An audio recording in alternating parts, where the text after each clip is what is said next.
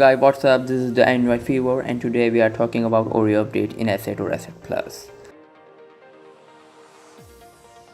As you can see, I have the Asset Plus device currently I'm using, and if I am go to software, as you can see I am still have no get.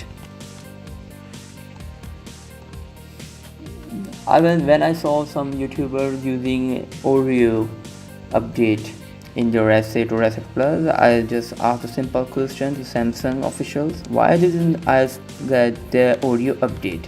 Samsung official, I didn't get Oreo update in my Asset Plus. So what they reply, you can see